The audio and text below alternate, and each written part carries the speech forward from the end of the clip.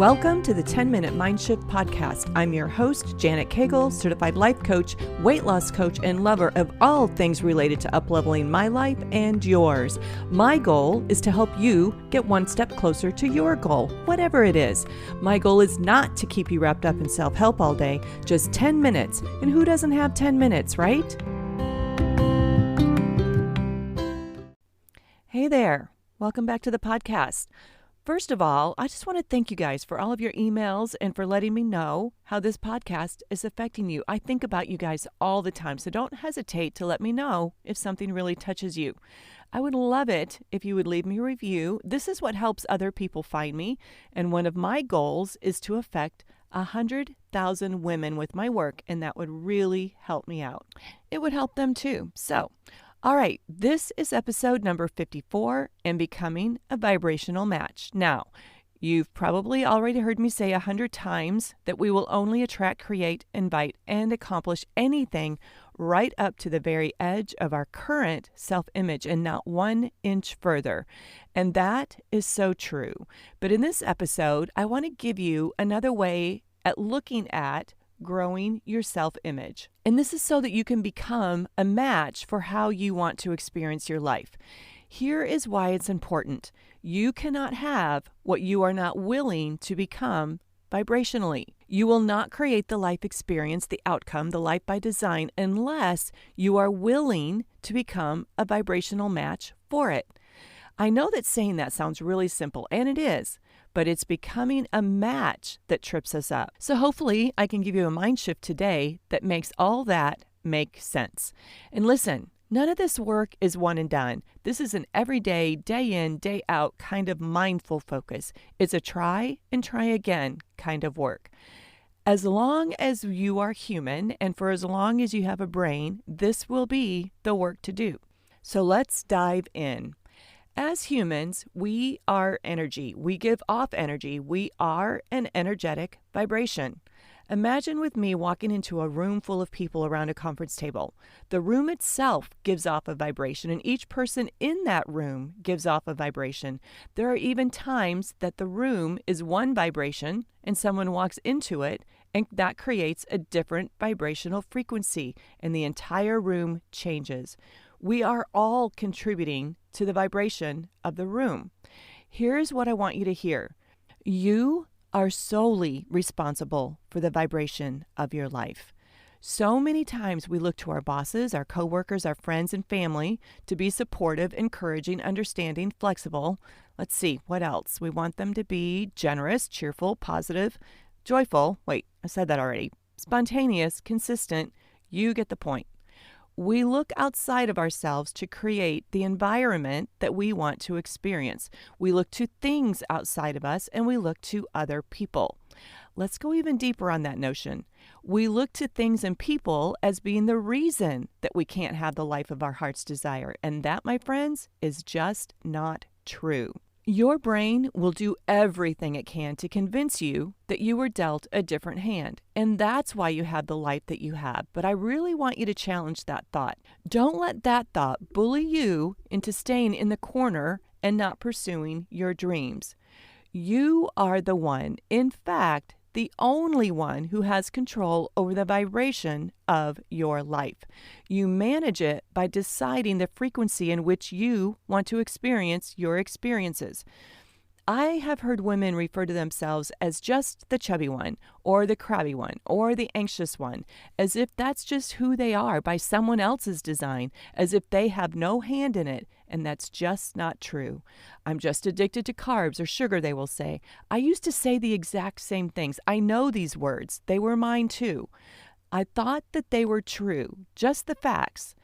In my 6-week Life by Design bootcamp, we talk about being the editor-in-chief of your life and setting the tone and deciding your vocabulary and choosing the exact words in which you use to think about yourself and talk about yourself and to yourself.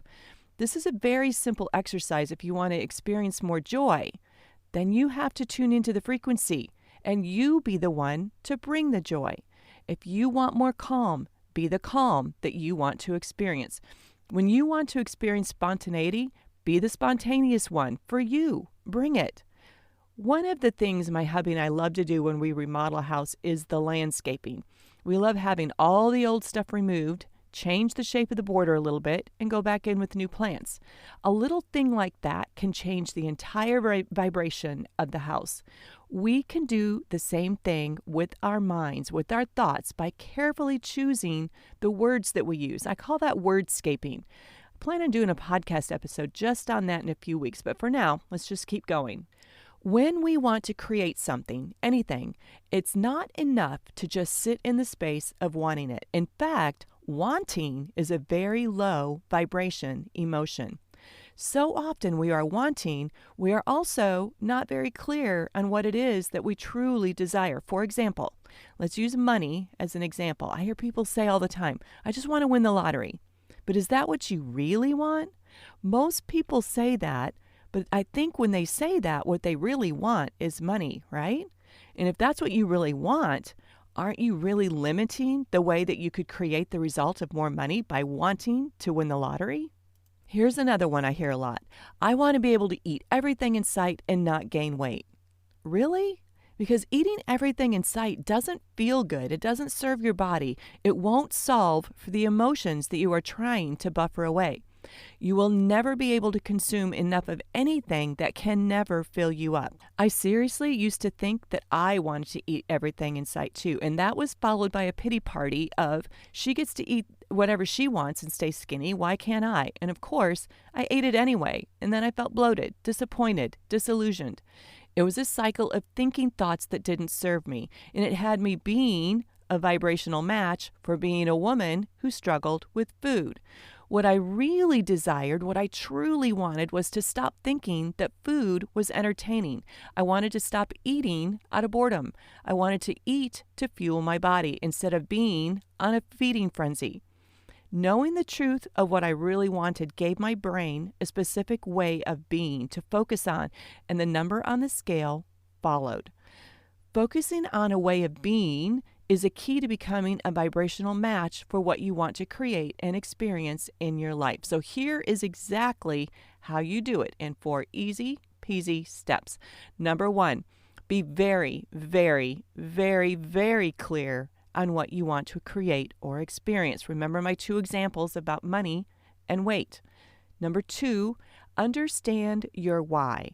For me, the reason why I wanted to end my food chatter and food drama was so that I had brain space for other things in my life. As long as 95% of my thoughts were about food, I was always over-consuming, even if I was not eating, and that was a dreadful way to experience my existence. So be very clear on your why. Number 3, create a list of things that you would experience with the outcome you want to create. How would it feel? How would you live if you had the outcome? How would you be different than you are today? How can you start showing up as the person that has created the outcome? This is very, very tricky. Ask yourself, in what ways can you start showing up as the partner that you want to attract? In what ways can you step into the woman who no longer struggles with food? Make a list of all of those things that come to mind, and then start doing those things today. Start feeling those feelings today. This is about creating a state of being and giving your brain a way of being that is on a higher vibrational plane. Number 4, finally, look at that list every morning. Pick something that you can do, a way of being that moves the needle towards that state of being. Practice accessing the emotions every day that will have you on a vibrational plane for the woman that you are becoming. Whatever it is that you want to experience in your life, it is already yours. You can access it at any time.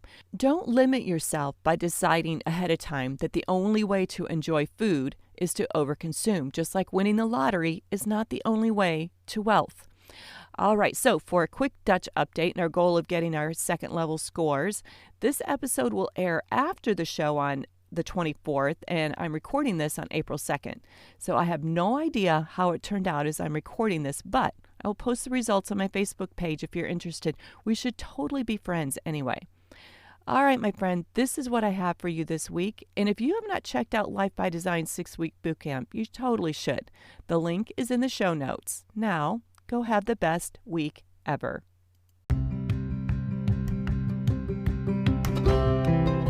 That's a wrap of the 10-Minute Mind Shift podcast. I hope that you were able to experience your own mind shift today. Listen, if you're ready to take this work to the next level, I highly recommend Life by Design Academy. It's my one-on-one coaching program that offers you a transformation at the speed of life.